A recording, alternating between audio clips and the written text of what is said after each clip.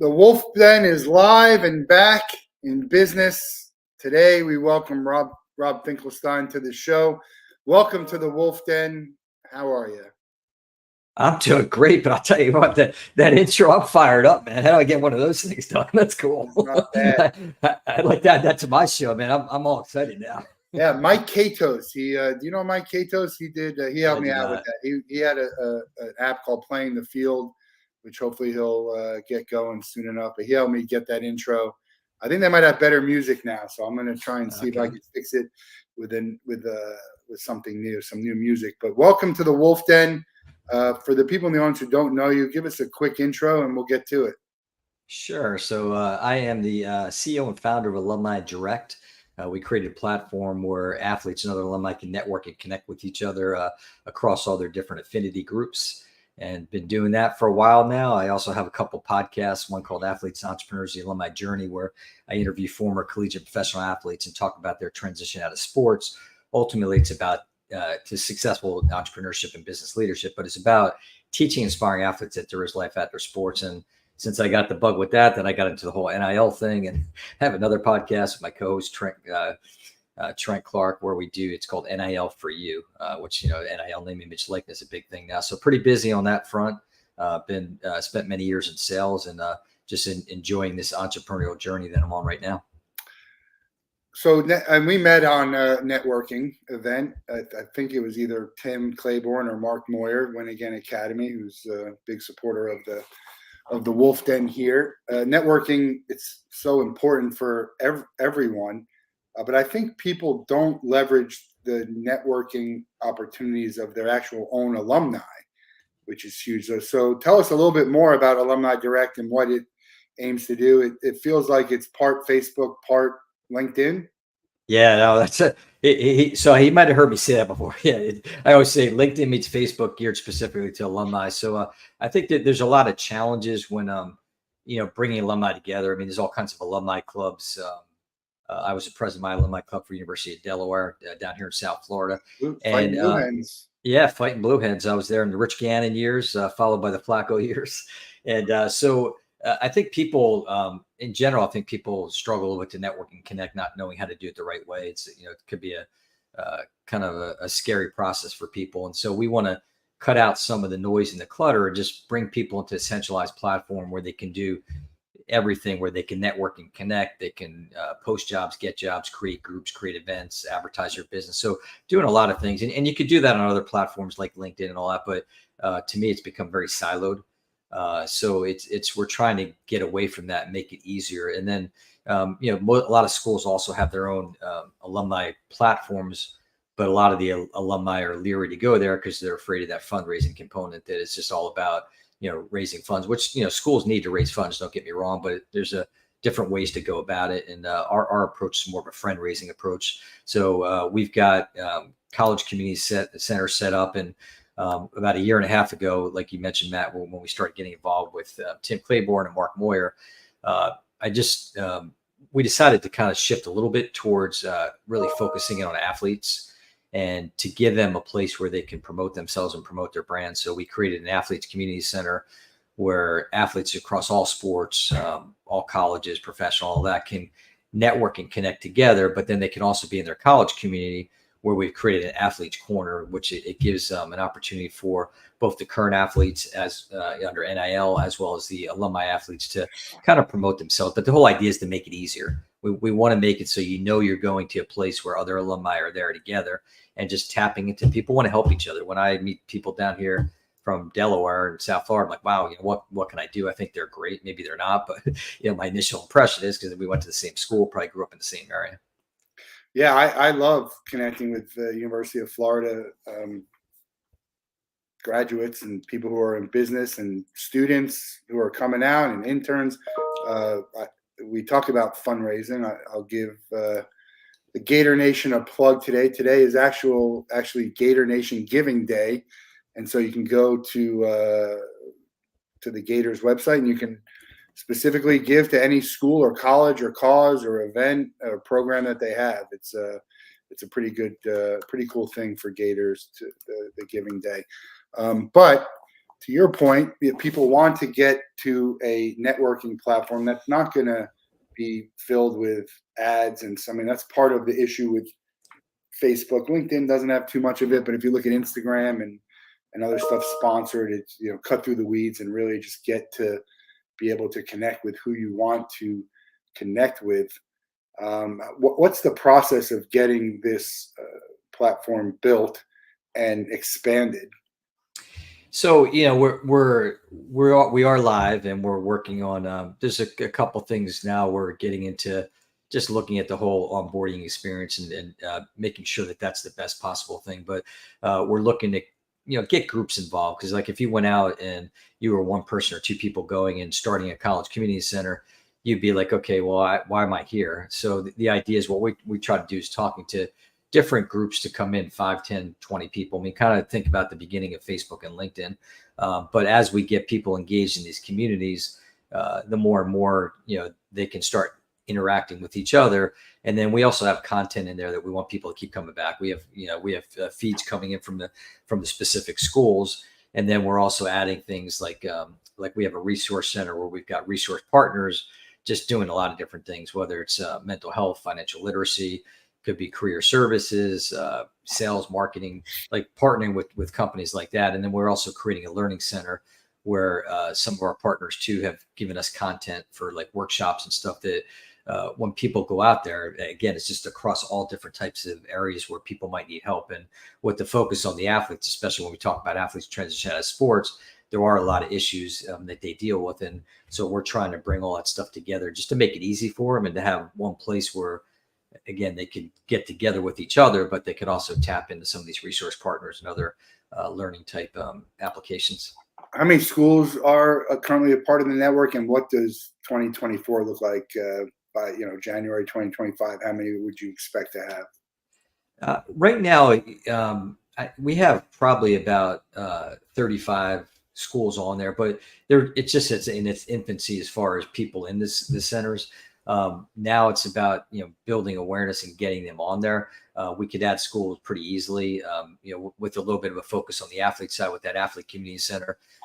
We hope to have, I'd say by 2025, now it's starting to see 1,000, 2,500, 5,000, or even more, just within that one community center as well. And then as far as the schools go, I think it's just, again, like I said before, is we're trying to build groups. But I think, looking at that future of 2025, we would love to see, being at, 5 to 10,000, subscription paying members on our platform and just growing from beyond. But if I'm someone who's interested in something like this and I don't see my school on there, there's value to trying to help get it started. It's got to start somewhere.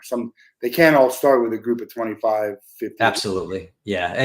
And one of the things kind of of note there, we're trying to develop an ambassador program. And so the idea would be to have kind of boots on the ground within the schools, like, student athletes, to kind of help us to start bringing people in, getting those alumni in. But yeah, you're right. I mean, anybody, if they go on and they go to sign up for Alumni Direct and they see their school's not on there, they can just request it, and we could build it pretty quickly. I mean, it's something. You mentioned a paid subscription. Can you tell a little bit about that, and why would I pay? And I'm just devil's advocate. Why would I pay when there is access to networking type platforms that don't charge you? I think, and I've been in, it's a great question. I mean, I've been involved in a lot of networking platforms and all that. And I mean, I'm on the LinkedIn premium, so I've been paying for years, but we just, we're looking at, we have trial periods, 30 days, could be 90, depending on the situation, but we're charging $9.99, $10 a month, or $9.99 for the year. So we feel like the entry point is low. And the reason that I believe, as far as charging something, is that to kind of, people have skin in the game.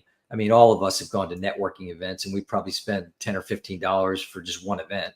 The idea here is that we want people coming out and they know that they're in that group all the time, that their affinity group of that, the alumni group there. So, in a course of a month, they could be out there 30 times, 20 times 10 or whatever, but enough on there. And then, we feel like, obviously, if you're going to pay, there's got to be different, there's got to be value, of course. So, the value, whether it's the people, whether it's our resource partners, adding to the learning center. One of the things that I've committed to too is that I will personally host like a networking event in each community center if they want that each month. Like I do that for my athlete podcast guest every month. In fact, I've got one tonight where all the people that have been on my show, I do a monthly networking event. And the idea again is just to bring them together. We just do, an event on Zoom and all that, but there is value to that. And it's kind of cool when I sit in these networking events and I'm sitting amongst athletes that played football, basketball, soccer, swimmers or whatever, but just seeing the athlete DNA, these people, the wheels turning and just the people working together to help each other out. And because they have that common background, which is the key to this. Same thing with the universities. When you're at where you want to be, or close to that, how much of the network is going to be athletes, and how much of it is just people who went to a certain school who want to connect? It's going to be a mixture of all. I mean, because like from an athlete community center, specific to the athletes that play college or beyond. So there's a lot of athletes out there have done that, but they also went to schools as well. So the idea is that you've got these athletes in the community center, but then they can be in their college community center too. And then in the college community center, it could be both athletes and non-athletes, bring them together. Like another example of that would be, let's say somebody is in a fraternity or sorority. If we had a community center set up for a national fraternity or sorority, you'd have people from all schools on there, but then they could be in their college community center and they could set up a private group specifically to that fraternity or sorority. So Brent is a big supporter of the show. A friend of mine went to school together at UF. He's a real estate agent here in South Florida. So if you have any real estate needs, reach out to Brent. Hates networking. Not a big networker. He has a partner, a sister who does probably more on the networking side. What is there something about what you're doing that would maybe entice him or make him like it better? Or is it, if you're not into it, it doesn't matter? I think that we want to make it easy for people. And I think if, people might want to try it just for that fact of, having that alumni factor, because, you could do that on LinkedIn too. Obviously you can go and I've tried this myself where I'll reach out to 20, 30 Delaware alumni and we might all connect, but then how does it go any further? So, we want to make it fun within the community center where they come in. And then that's, again, where it comes to having the content, which is important, like showing stuff like coming in from feeds, like in this case in Gator Nation, like if we've got a feed coming specifically from whether it's the Gator newspaper or some other medium, having that all the time. So we want to have things that people want to come back for. So it doesn't have to be just the networking, connecting side. And then for someone like him who wants to advertise his business, I always say that, the alumni aren't necessarily going to buy your product or service, but because you're an alumni, they'll at least look at it. So there's the opportunity to advertise in that community center specific to your alumni as well. So this is something that, again, we're not reinventing the wheel. We're trying to better what's out there. In the networking world, what have you seen that is not great that you think can be improved upon? I've been to some different events, and I guess I'll be politically correct, and I won't name like organizations because there's a lot of good ones out, and they're good for different people. But what I've found is in some of these organizations, it becomes kind of a scorecard. Like I'd be like, "Hey, I'm Rob, and I gave Matt 6 leads this week, and one turned in I gave Susie 5." And that's like a networking, like a BNI networking group. You're not planning to be a networking group that says, "Hey, we're going to meet every week." It's more of a platform. Right. So, I mean, like I've seen, for example, like on LinkedIn, again, I like LinkedIn, but when I thought somebody put it best, when you connect with somebody, let's say a fellow alumni, it's kind of like handing them a business card. But how do you then have a conversation like you and I are having now? You're good at networking. I'm good at networking. So, we have these conversations. So I want to make it easier for people and try to help them to do that. Because I think one of the things with networking, a lot of people fail to do is they think about, Matt, how can you help me? What's in it? Like, help me. But I think you have to take more of an attitude of paying it forward, which I do.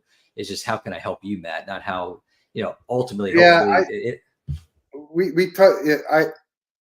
my opinion on that is, of course, I think I go into every networking opportunity as, how can you help me? How can I help you? Can we help each other? Yeah. Maybe we can help each other. We just enjoy each other as human beings and want to continue the conversation for whatever.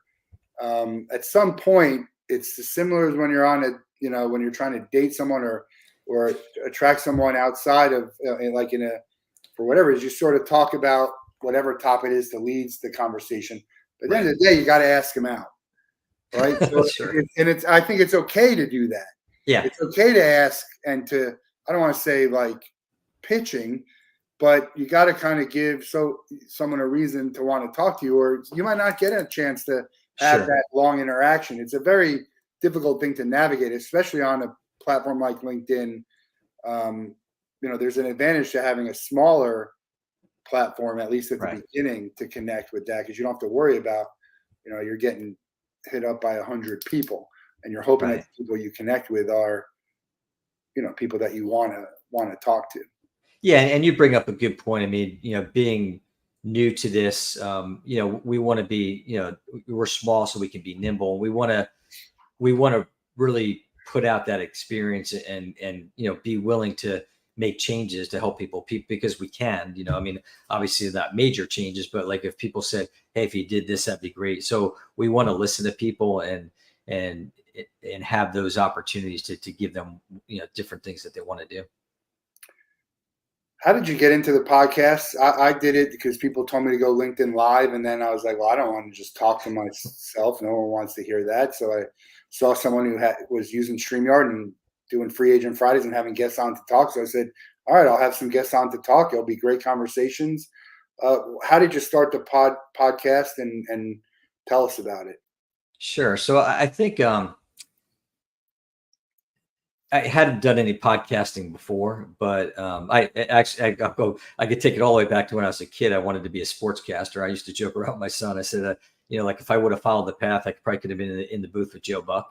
But putting that aside, when I got into the topic and the more groups, and like you mentioned, the couple before that, I met, and just seeing the issues out there with athletes transitioning out of sports, I just saw it as just a major topic. And I'm passionate about wanting to help. And I was an athlete myself. I mean, I ran cross country and track. I did a couple of years of college, but I wasn't a star athlete. So I never really thought about it too much, about that whole transition. I mean, I got hurt and I was like, okay, I'm moving on. But as I got into now in later life, and just hearing all these different issues people are having, I wanted to make a difference.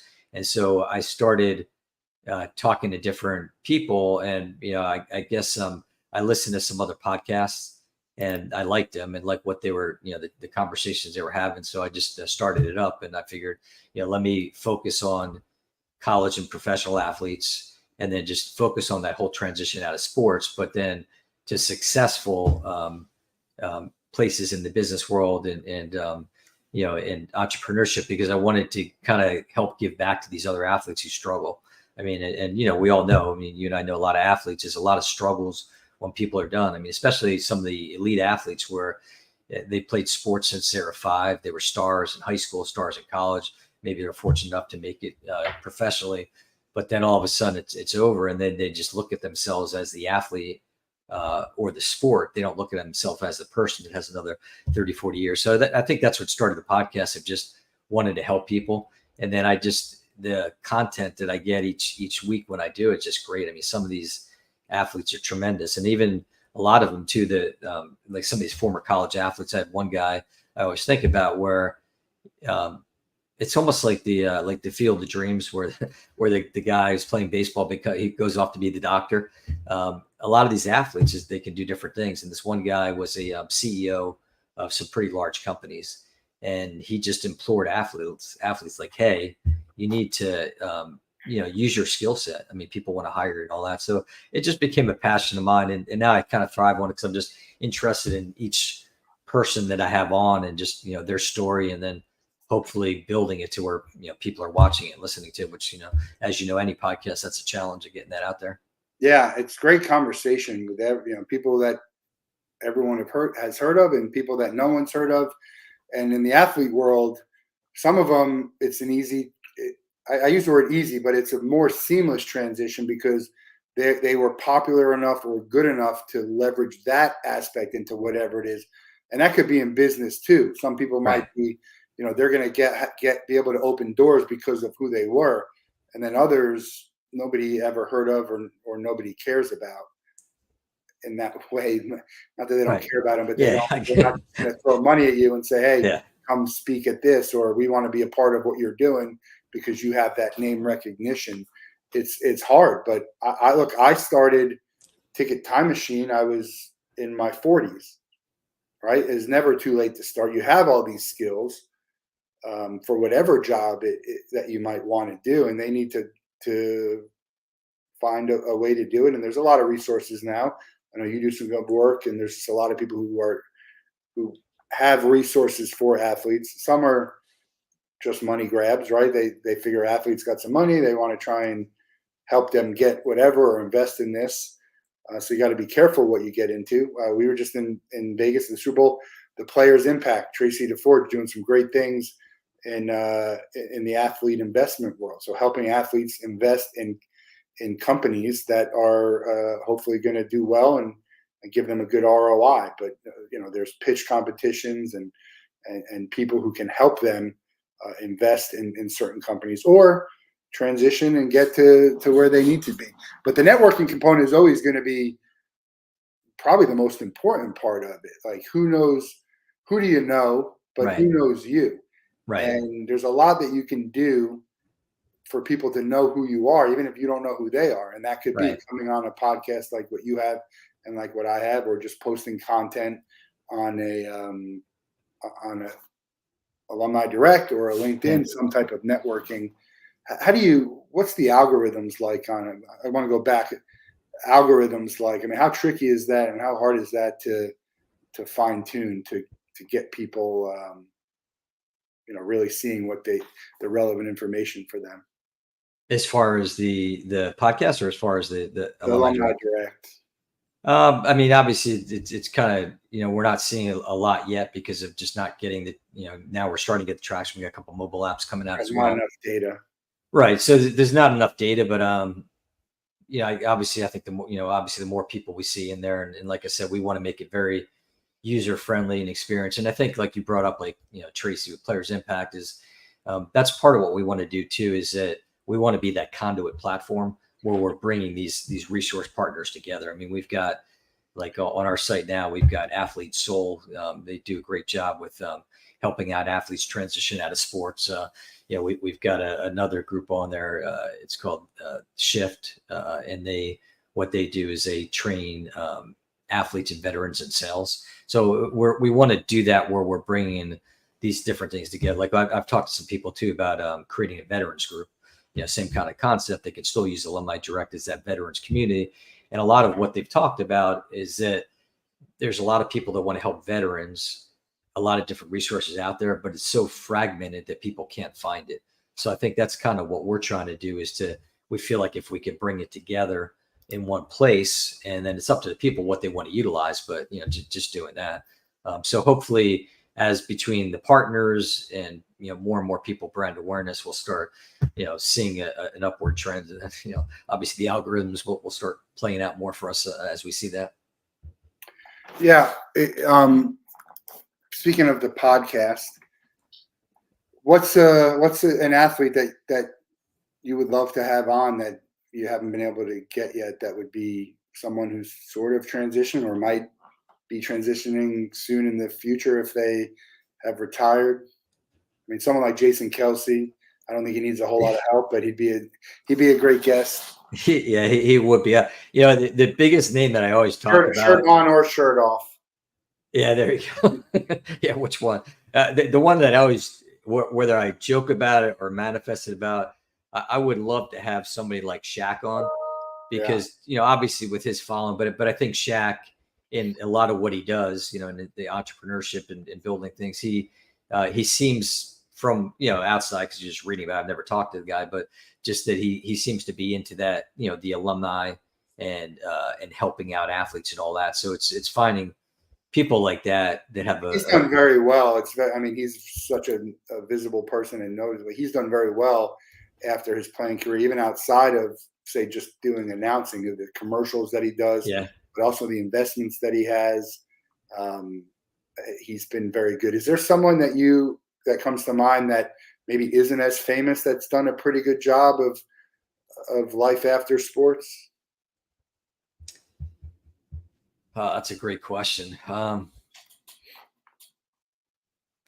It's hard because I think a lot of the people that you would know, like the people you think about, even like you watch Shark Tank, like A-Rod was you see all he was good. I mean, I sometimes honestly I think the people that weren't famous have a great story to share. And then you've got I had on Brett Hundley, and Brett had some he was a backup quarterback to Aaron Rodgers, star at UCLA, great guy, and just very very sharp in different business aspects, and also people like him, like he was on the fringe of it, and he's great. I mean, I would think it's hard to. There's nobody that I've really thought about pinpointing. It's a good idea though. Like who would be a someone who's got some reach that can really add value to the Yeah, to to the tell about listeners. their story that they've already, they're a little bit, because all segments of where someone's at in their journey are interesting. Someone who's just finishing, someone who's sort of in the middle of it, someone who's kind of already got it done and they're just sort of increasing whatever they're doing, or maybe they're on the way out. Maybe it's like, all right, I have enough money, I've done enough stuff, and now it's time to just call it quits and spend time with the family or golfing or whatever it is that these people, these athletes would like to do. But I think there's great value in all levels Right. and of popularity and all areas of where they're at in the process. Yeah, because I almost think like once you get out and you're done with sport, you're almost back on a level playing field again, so to speak. I mean, it's like everybody kind of, Some okay, somewhat, yeah. I mean, well, I guess not level because if you were somebody that was pretty famous, I mean, a lot of doors will easily open for you still. But in general, I think when people like if you're talking about being in the business world, I mean, there's so many. I mean, to talk about like the Elon Musks of the world and Jeff Bezos. I mean, all these people that, and I don't know if they probably weren't athletes, but obviously they've had super success. So that's something that's interesting. You have to feed me some ideas of good people. Like who would you have on that you haven't had on? for this podcast, Yeah, like who would my be? for my Yeah, show. just Oh man, there's so. I mean, we've reached out to Gary V. We hope to have Gary V yeah, he'd be on. great. Susie Orman. There's a lot of people who I think would give great. We'd have great conversations with. Reach out to Ellen DeGeneres' people, athlete wise. Love to have Tebow on or Pete Alonso. We've reached out to all of Uh, them. We ask everyone. I mean, I've reached out to Howard Stern and his team to come on the show. I think it's who knows. I always say this, and I don't care. We had a famous athlete, a Hall of Famer, who I knew someone who's connected with them, and I said I'd love to have you on the show. And then I followed up with his partner or handler or whatever you want to call it. They said they'll come on for $5,000. right, And I'm like, well, I wouldn't pay anyone $5,000 to come on this show, right, and I might never do that. Who knows? right. I guess if I had money behind me and they want to pay people to come on the Sure. show, it'd be just as good content as anyone who's out there doing these type of shows, like Pat McAfee or I don't know, Joe Rogan, any Joe of them. I mean, Rogan. they Yeah. have when you have the ability to bring the guests, and I'm not saying they're paying them, but they're popular enough. Right. We could have great conversations. But the point I was trying to make was, I don't care who you are, how popular you are, how well known you are. I have people in my network who have no idea who you are, Right. and oh, by the way, don't really care about what you're doing outside of what you're known for. Yeah. Right? Like if you're pitching a water company or you're doing a sneaker company or whatever it is. Let's just use Shaq, for example. Like people know Shaq, right? But how many people care that he's involved with a chicken company? Right. I don't Yeah. know. So there's value to coming on a show, anyone, no matter how popular, on coming on a show like the Wolff Den and like the shows that you're doing, because you're going to get in front of a new audience instead Right. of just going in front of the same people who already know who you are, know what you're doing. Like you go on the Tonight Show and all these other shows, the late night talk shows, and they ask you these canned questions, and there's value to that, of course, but there's also a lot of value to coming on the show like this, getting in front of a new audience, and you just never know Yeah.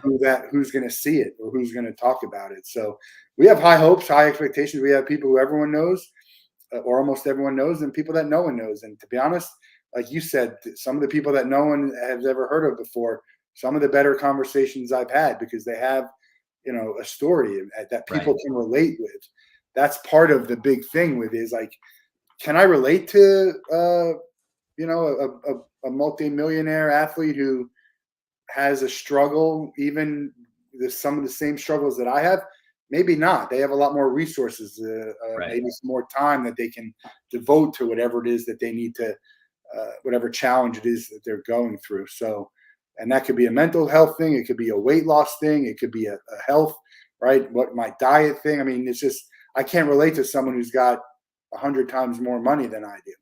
And it Right. doesn't matter. You can get the easier access to the resources through money or through who you are. So I think that was a good point that you made earlier. Yeah, for sure. I mean, that's and I'll continue to look for it. It'd be great to have some of these prominent people, but like you said, depending on who your audience is too, like or do they really care?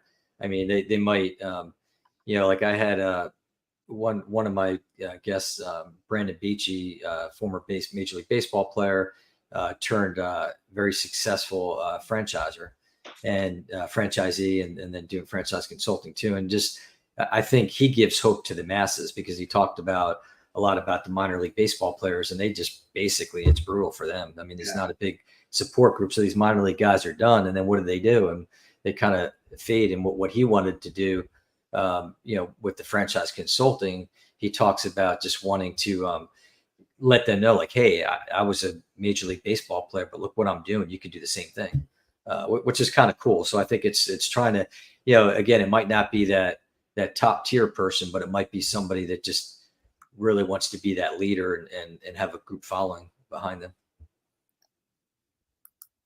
Yeah, I think, it's the networking that I do on LinkedIn and elsewhere, and could be Alumni Direct, because I love having Gators on, regardless of whether they're athletes or not. Is that type of platform is really great for engaging with people to say, hey, I'd love to hear more about your story, and I have this show that I can bring you on to talk about it. Most people like to talk about what they're doing, and then I would go on any show. I would never say no to any show who wants to have me on to talk about anything. And in fact, I love talking about topics that are not Ticket Time Machine way more than I like talking. And I love talking about Ticket Time Machine. But at the end of the day, if I go on a show and I'm wearing a Ticket Time Machine shirt and I got a Ticket Time Machine fathead in the, behind me, they're gonna, if they like what I have to say, they're gonna want to hear more about Ticket Time Machine. So I don't have to go on and talk about Ticket Time Machine. That's sort of the good thing and the bad thing about the Wolff Den is and everyone is a potential guest and everyone is a potential listener. Now the bad thing is if you're not interested in that, whatever it is that we're talking about, that could be a small group of people who will listen in to that particular episode. Right. But you just never know who is going to be listening. That could make a big impact on their life. They could share it. They could be the next big thing in whatever they're doing, any of it. And it's all good, but doing it because people have stories to share. And I think if I can give them a platform for it, great. And we're not a huge platform yet, Right. but I know people have been very appreciative to come on the show and get a chance to talk about whatever it is that they want to do. And it's, I think it's great that you have a few podcasts that you're doing, because someone told me like 80% of podcasts don't get past the third episode. How many episodes are you guys on? So on our Athletes, Entrepreneurs, Alumni Journey, we're sitting, I think, come up on about 95. That's great. And then on the NIL4U, I think we're sitting now about maybe like about 15. So just getting going. And I know you've had a tremendous amount of I'm jealous. What do you like? How much? 314. But that 100, do you have any idea who you're going to have as the 100th guest? Now you have challenged me now. They like a little thought provoking. You said, who would you really want to have? I mean, maybe that's what I need to do, is just because it's getting close. A big splash for number 100. Right. Yeah. I'm going to have to do big that. Accomplishment should be celebrated. Yeah, thank you. Very, Yeah, I mean, very good. It's very. did you get to do that? Did you like for your 100, 200, or 300th? I had some family on for my 100th. I had some people, some of my friends who we do a trip with. So I had, to me, it was a meaningful episode. I don't know if it was for everyone else, but I hope they enjoyed it. It was a good conversation, but it was a meaningful guest for me. I would love to have, what am I? My next one is maybe 350 or 400. I don't know. We've slowed down a little bit because, it gets busy and you go out on events, and I do everything live, not recorded. But eventually I might just record them, and then once I get them on podcast format, it's not an easy it's not a difficult thing to do. I don't want to say that. I want to encourage everyone to start one if you want to, but it becomes difficult to get the guests and to promote it and then to follow up and have interaction and make sure it's a success. But I think it's good content regardless. I mean, even if no one's watching it, it's good content. Right. It's good practice for the guests. It's good content. I mean, you're going to have a few good clips out of this. You get a chance to talk up the people that you like and give them shouts out. I'm wearing a Bananas hat. We talked about Tracy and the players' impact. Fathead right here. I was at the Fathead Super Bowl party. It was a great party. They're doing some big things coming in the near future with their products. And we'll also give a shout out to the Sports Philanthropy Network. You are the South Florida Council Director for the chapter. I am part of that chapter. Tell everybody what it is and why it was important for you to get involved with. It's all about creating a social impact in the sports communities, healthier, more inclusive communities through sports. And so being an avid sports person that I am, a fan and everything, just everything that I'm doing around me, I saw an opportunity to make an impact in our area of South Florida, which is pretty big. I mean, some of the, we talk about this offline, you and I, about how big this market is. When you look at, South Florida, you got Miami, you got Fort Lauderdale, Boca, West Palm. It's just a big area. But it's a big area for sports with the teams. I mean, you've got all the professional teams. You've got a ton of professional athletes down here, whether they're still playing or retired. And a lot of them, there's foundations out there. So if we could start impacting, working together with some of these different groups, and I'm passionate about helping kids. I did a lot of coaching, youth sports, and all that with my son, and that's something that love to give back to. I mean, there's a lot of areas that, unfortunately, whether it's equipment or just things that people don't have access to, fields and all that, is just trying to how do we come together as a group and find the right people that we can kind of influence this market and help others. So it's kind of cool, and we're still looking to get more people on our leadership council down here, and they around the country. There's about, I think, I don't know what the number's up to now, maybe 15 or 18 different markets, different cities, where there's similar groups, and just trying to find things where people can make that high social impact in those communities. Yeah, we did a shoe drive with the Sports Philanthropy Network, and we had a showcase event. We had Udonis Haslem Foundation and Major Wright. What should we be looking forward to in 24, and what type of help is needed? I think trying to get involved with, you mentioned the showcase with the Udonis Haslem Foundation and Major Wright and some of the others, is kind of, trying to work with them and help them. I think it's finding the right foundations to work with. There was some that, when we started, it was kind of our first event was a little bit short notice. I think we could have had some more. So I think it's planning now to find the right events, whether it be another showcase, whether it be a golf tournament, but trying to put the right people together and impacting as many people as we can in these different foundations. And so, moving forward, we want to just have the right people where we're working together with on our council, and then just trying to find the right people around us where we can lock arms and make a difference. It was called In Jacob's Shoes, is the company organization that we did the shoe drive with, and they collect new and slightly used shoes. They refurbish them but they also collect a lot more backpacks and school supplies and anything you have. They're in Deerfield Beach, so great story. I encourage you to read up on them. And if you have any hand-me-downs or used stuff that your kids can't fit in, they will use them. They give away a ton. So I was in the warehouse one time.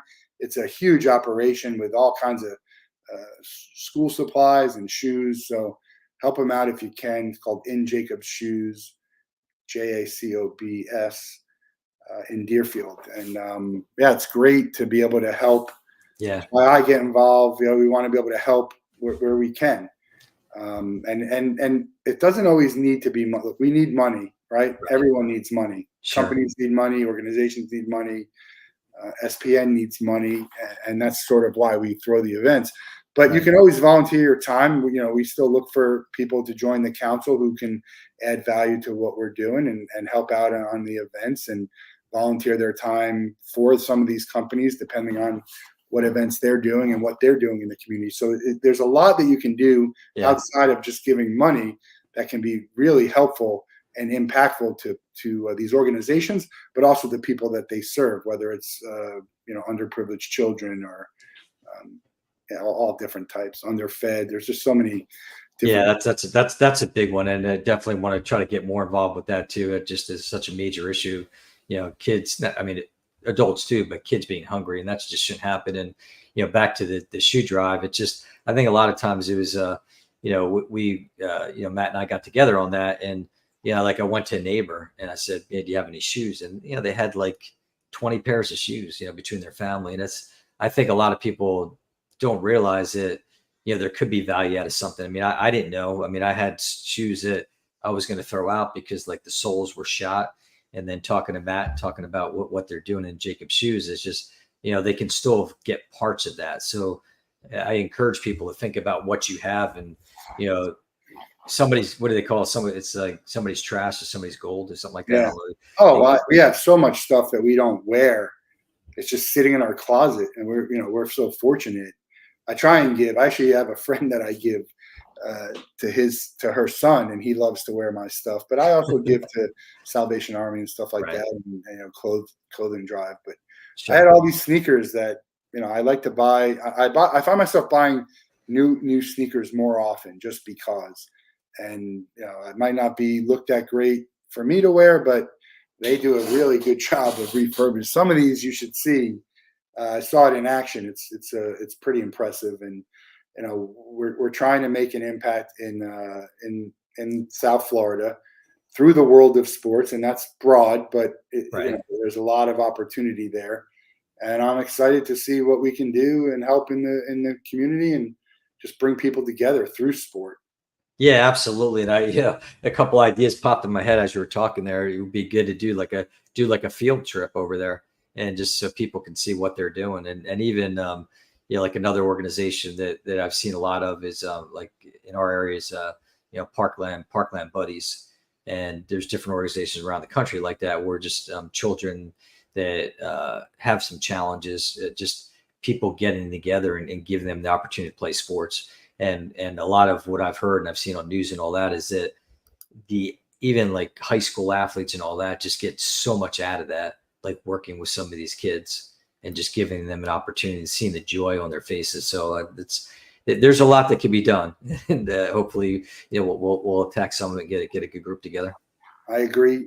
Sports a huge part of your world. What is your favorite to watch on TV, and what's your favorite to attend? I would say that my favorite is baseball. And a lot of people say baseball is boring, but it's just something that I love growing up, and I love it now. I love to watch it and read about it all the time. And even I mentioned I coached my son in baseball for the little league and the travel baseball and all that kind of stuff. And then he's kind of got a career in it now, where he's got a daily podcast on the New York Mets. He's a managing editor for a baseball website. So it's kind of cool to see that the next generation coming up with that. But I love baseball. I mean, I like football too, but baseball's my sport. The Mets your team, or are you a Marlins guy? What? The Mets are my team, and although I've lived in South Florida for 35 years, I've gone a lot of Marlin games, and I will root for the Marlins. But when they're playing the Mets, it's the Mets. Oh, I get it. I see. You asked me who I'm a fan of, I'm going to tell you, but I also root for a lot of some teams, and I wouldn't say I'm a fan of them. I'm not a Yankees fan, but I root for the Yankees. Right. I'm a Marlin. I become a Marlins fan, and I like to support that team. I grew up a Royals fan because of Brett Saberhagen, so I still root for them. I'm not so much a fan of them anymore. I've got some weird teams that I like, weird stories. That's for another conversation. Happy to join a show and talk about it. Give me your Mount Rushmore of baseball, and I want you to give me your four favorite, not who you think is the best ever. If you had to make a Mount Rushmore, I have a Mount Rushmore fan art on my wall here, and if you had to do that with your four favorite baseball players, who would you pick? So my I guess particular favorites, being a Mets fan. So like I'll go Met fandom. Tom Seaver. When I was growing up, when I was a kid, I had my Tom Seaver jersey, and I wanted to be like Tom Seaver. And then the next generation, I guess, would have been probably Mike Piazza. Another Hall of Famer there. Skipped over Doc. Yeah, so you're right. David Cohn. Yeah, Doc, David Cohn, Darryl Strawberry. All right, we got four. We got Seaver is on there. Who else is on there? I'll go Seaver, Piazza, David Wright, and probably a toss-up right now between, I would say, I was a big Jacob deGrom guy, and I was hoping he'd be, but maybe now, and you mentioned before, being a fellow Gator of yours, a big Pete Alonso fan as well. So good. Great guy. He does some great things too. I have an autographed baseball with Tebow and Pete Alonso when they both played for the St. Lucie Mess. It's one of my favorite. Wow. One of my favorite pieces of memorabilia, which brings me to the next question. Wait. One last thing before you leave that. So not on the Mount Rushmore yet or anything like that, but just another fellow Gator little tip. I don't know. Do you know the name Christian Scott? Christian Scott? Yeah. The baseball player for the Gators? Yeah. So yeah, Christian was drafted 5th round by the Mets. I want to say it was either 2 or 3 years ago. And I knew Christian growing up. I used to work with his dad and watch some baseball games and all that. So Christian last year catapulted through the Mets system and became pitcher of the year in the Mets system. Wow. So he's now on a couple top 100 lists. I think they just reported pitchers. Yeah, they did. Yeah, pitchers and catchers reported. He went from nobody really knowing him. And maybe he was in the top 30 prospects for the Mets, where now he's probably their best pitching prospect, and he's moved into like the top 5 or 6. They need pitching. They do. And it's going to be a very tough division. I mean, very tough. Yeah, for sure. Yeah, the Braves in and out every year. Braves, but the Phillies are going to be up there. They've done some good stuff. The Marlins always seem to be in the mix. Who knows what the Nationals will do? But I love memorabilia. We're a memorabilia company. House on Fire, all the kids and the family and the pets and anything you absolutely need to survive is out. You can grab one piece of memorabilia, collectible, souvenir. What are you taking? Looking around my office because I got some of the pictures in there, some of the autographs. Probably, I guess I have a Tom Seaver.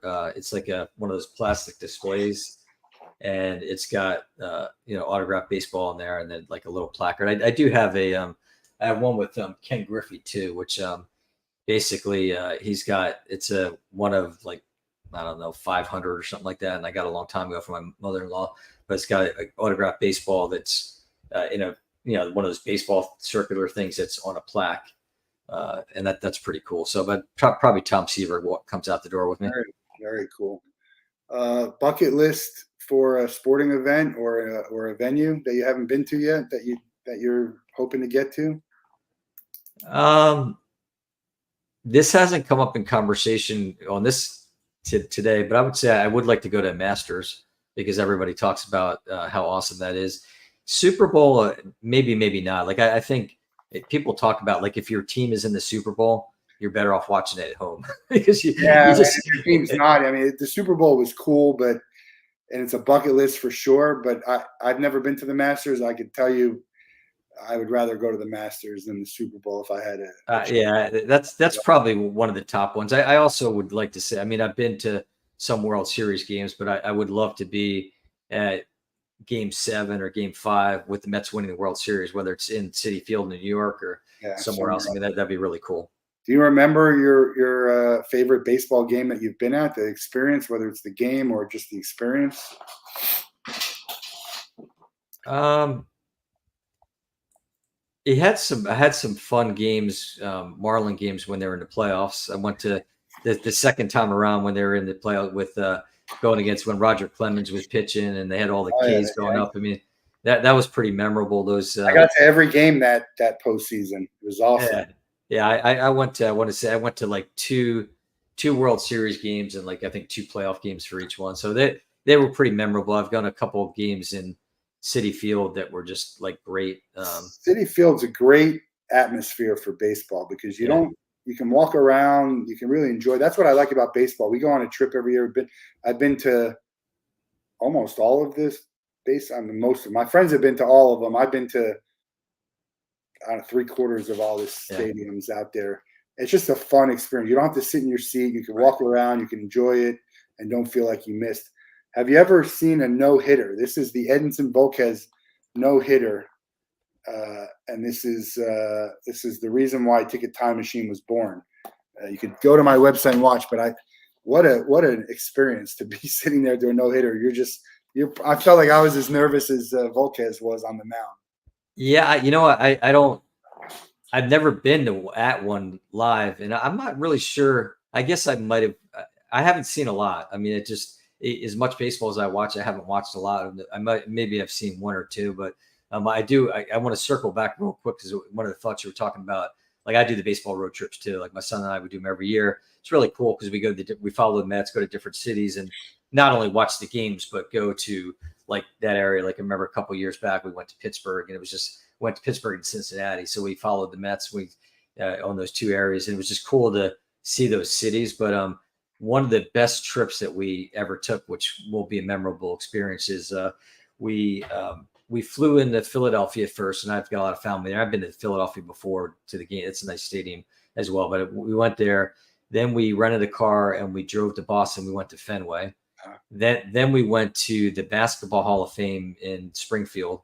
Okay. And then ultimately we landed in Albany. And the reason we were there is we went to Cooperstown to see Mike Piazza and Ken Griffey Jr. get inducted. Wow, that's a good greatest. That was my greatest sports experience because when you're a fan of a team and your player gets in, I mean, there was over 50,000 people there. It was like the second largest. I'm sure Revere and Jeter probably broke that, but it was to see Piazza get inducted and everybody's like, I love you, Mike. We love you, Mike.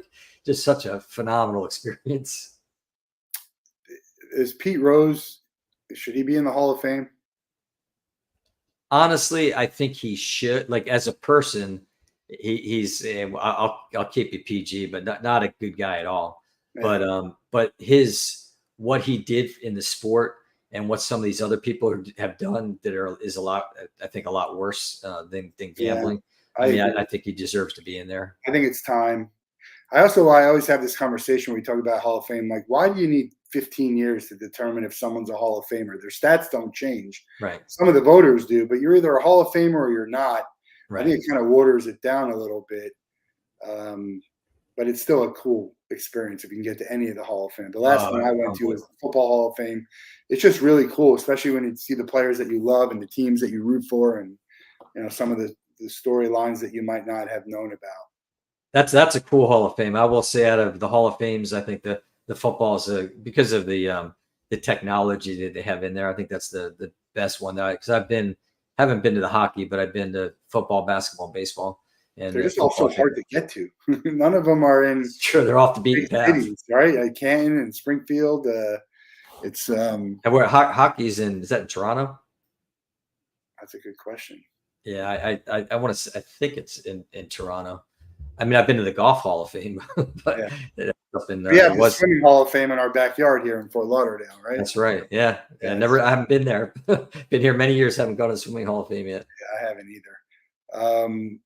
Well, great chatting with you. I'd love to hear more about Alumni Direct. And if you want more information, go to the website, go to social media. It's scrolling at the bottom. We got alumnidirect.com and then Instagram and TikTok. Connect with Rob on LinkedIn, whether it's Alumni Direct or just him personally. Check out Sports Philanthropy Network. And there's probably a chapter in your area. If not, we can always start one up, listen to the podcasts. You can follow them again, get all the information from Rob on LinkedIn. And we got more Wolff Den coming soon. We're going to ratchet it up a little bit and try and get some more shows and some big profile guests on the way. So stay tuned. And the message is do something good for someone, right? Help someone out and do some good. And we'll see you guys soon. Yeah, thanks, Matt. This was awesome. I've been seeing Wolff Den all across LinkedIn all these times. We've been friends for a while now, and yeah, Matt was nice enough to have me on, so I appreciate that. Yeah, I say no disrespect to anyone, but if you want to come on the show and talk, we're happy to have you. I don't know it's unscripted, so I don't have any idea what the show's going to be about. And I think it's good to have people on. I've had friends who aren't even networkers just come on and talk. It's fun. I'd love to talk to people about sports and music and entertainment. Just do shows like that, and we're going to probably have that this year, where we just have people on to sort of talk about stuff that's going on in the sports and entertainment world without having to do a separate podcast. So appreciate you coming on, because we value everyone's time, and look forward to seeing what comes next and the growth of Alumni Direct and Sports Philanthropy Network. Sounds great. Thanks again, Matt. Thanks, Have a Rob. great day. Yep.